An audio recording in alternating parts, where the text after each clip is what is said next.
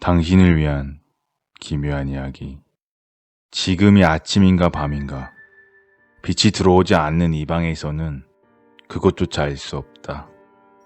어두운 눈을 한 채 나는 컴퓨터 화면에 시선을 떨군다. 문을 두드리는 소리에 나는 뒤를 돌아보지 않고 대답한다. 식기가 부딪혀 소리를 내는 것이 들렸다. 나는 지난 2년간 어머니의 얼굴을 보지 않았다. 처음에는 사소한 것이 계기였다. 지금은 그 이유조차 떠올릴 수 없다. 누군가에게 무엇인가 들었던 것 같지만 무슨 말이었는지까지는 기억나지 않는다. 어쨌든 나는 방에 틀어박혀 있기 시작했고 이윽고 집 밖으로 나가지 않게 되었다.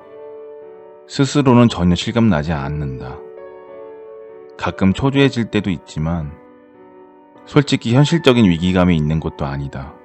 단지 멍하니 눈앞의 사실들만을 받아들이자 이렇게 되었다.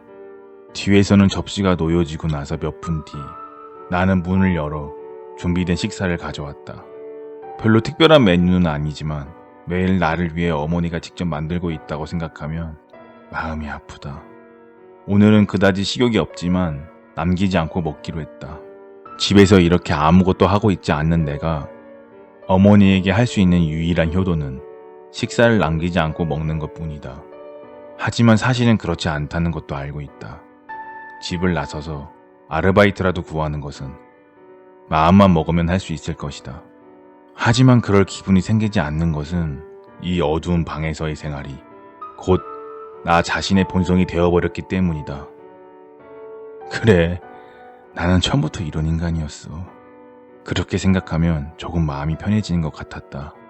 어느 날 어머니가 음식 접시 옆에 신문을 두고 갔다. 아무런 특징도 없는 단순한 신문이다. 어째서 두고 가신 걸까?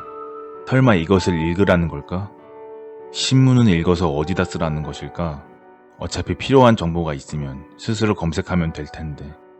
그렇게 생각하면서도 나는 신문을 손에 들고 별 생각 없이 대충 훑어보았다. 원래 책을 읽는 것을 싫어하는 성격은 아니었다. 신문지를 펼치자 마른 종이와 잉크의 냄새가 난다. 이 방과는 다른 냄새가 난다는 생각이 들었다. 어떻게 설명하면 좋을지 모르겠지만 이것은 마치 사회의 냄새 같았다.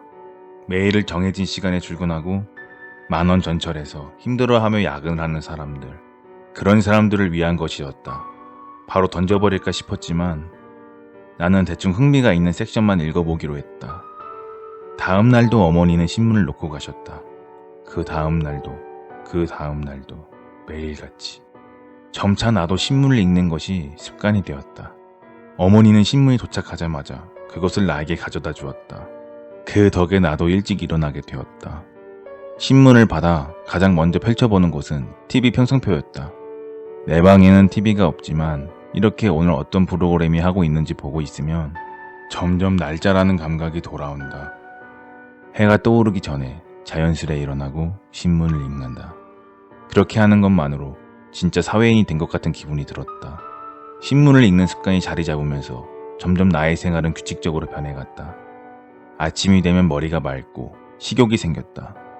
식사를 하면 온몸이 기운이 가득 차오르는 것이 느껴진다. 인간은 원래 이런 감각에 따라 활동하는 생물이다. 생활이 규칙적으로 변하면 자연히 심신의 기능이 돌아오는 것이다. 신문 안의 광고를 볼 때면 내 안에 조금씩 충동이 생겨나곤 한다. 밖에 나가고 싶다. 이렇게 생각한 것도 얼마만인지 모르겠다. 그날은 평소와 달랐다. 뭐랄까, 명확하지 않는 동기에 자극받았다. 어머니가 현관을 나서고 난 뒤 나는 방을 나와 집을 맴돌았다. 거울을 보며 잔뜩 자란 머리카락과 오랜만에 보는 내 얼굴이 있었다. 우선 대충 몸가짐을 정돈하고 나서 문고리에 손을 댔다. 햇빛이 눈이 따갑다. 신문 구멍에 아직 꺼내지 않는 신문이 있다. 분명 오늘도 내 방에도 신문이 왔는데. 날짜를 보니 2005년 4월 8일 신문이다. 지금부터 2년 전인가? 대단히 낡은 신문이었다. 일면에는 자살 사건이 대문짝하게 실려 있었다. 그리고 그 기사에 내 시선이 박혔다. 나카야마 시즈코 사망.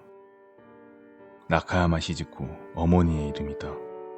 혹시 같은 이름을 가진 사람이 아닐까 싶었지만 신문에 있는 사진은 어머니의 것이었다.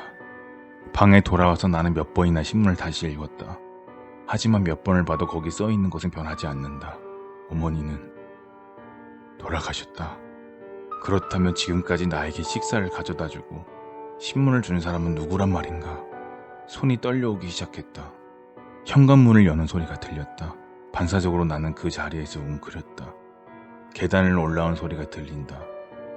점점 그 소리는 커져서 내 방문 앞에 멈췄다. 문을 두들기는 소리가 들린다.